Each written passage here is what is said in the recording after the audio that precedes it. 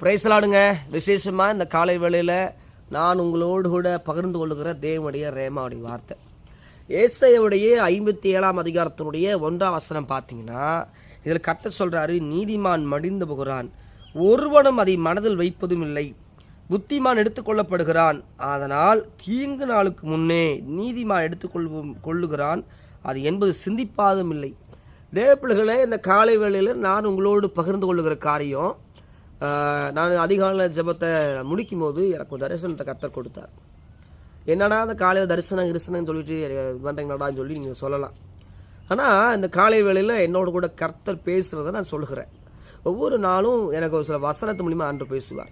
ஆனால் இன்றைக்கி நல்லா ஜெபிச்சுட்டு இருக்கும்போது என்னோட கூட கர்த்தர் ஒரு தரிசனத்தை காமிச்சார். அவருடைய கரத்தில் அநேக முத்துக்களை எனக்கு காமிச்சார். அநேக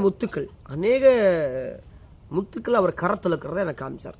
முத்துனா என்னங்க அப்படின்னா, இந்த உலகத்தில் மற்றவங்க பார்வைக்கு அற்பமாக இருக்கிறது. அநேக தேவனுடைய பரிசுத்தவான்களை எனக்கு ஆண்டக்காடு. முத்துக்கள்லாம் பரிசுத்தவான்கள். அநேக பரிசுத்தவான்கள் நம்ம தேசத்தில் இருக்காங்க. தேவன் முத்துக்களை போல் இருக்கிற தேவனுக்காக வாழ்கிற ஒரு சில தேவ பிள்ளைகளை கர்த்தர் அவரோட கண்ணையில் எடுத்துக்கொள்ள போகிறாரு. 1-2 ஏகப்பட்ட பேர். ஏகப்பட்ட பேர்? என்னடா அது ஏகப்பட்ட பேர் கர்த்தர் எடுத்துக்குவார்னு எடுத்துக்கொள்ள போகிறாரு. ஏன் அப்படின்னா, நான் அந்த தரிசனத்தில் என்ன பார்க்குறேன் அப்படின்னா, நிறைய துப்பாக்கிகளோட நிறைய தீவிரவாத இயக்கங்களை நான் பார்க்குறேன். அந்த தரிசனத்தில் நிறைய பரிசுத்தவான்களை சுட்டு கொள்றதை நான் பார்க்குறேன். நிறைய தேசங்களில், நான் சொல்லுகிற இந்தியாவில் மாத்திரம் சொல்லலை, இந்தியாவில் சொல்ல வரல, பல தேசங்களில் அப்படிப்பட்ட செயல்களை நான் பார்க்குறேன். ஒன்று.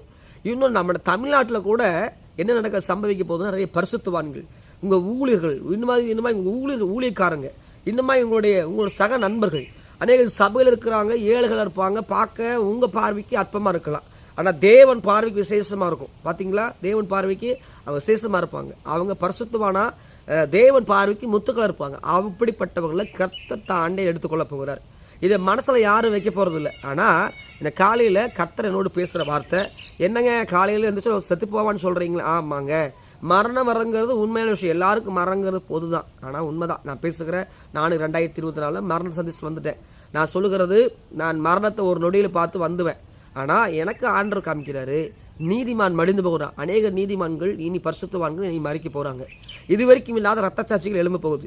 இதுவரைக்கும் இல்லாத பரிசுத்தவான்கள், தேவ பிள்ளைகள், தேவனுக்காக எழும்பு பிரகாசிக்கிற அநேக ஊழிகள் மாத்திரம் விசுவாச பிள்ளைகள் அநேக எடுத்துக்கொள்ள போகிறாங்க. ஏன்னெல்லாம் கேட்க முடியாது. எஜமான் வந்து மரத்தை உழுக்கும் போது அநேக பழங்கள் விழுகிறது போல அநேக பரிசுத்தவான்கள் தேவனுடைய பிரியமாய் இத்தனை ஆண்டுகளை உபத்திரத்தை பாடுகளை சந்தித்து தன்னுடைய ஊழியர்களை ஜாக்கிரதை செய்த அநேக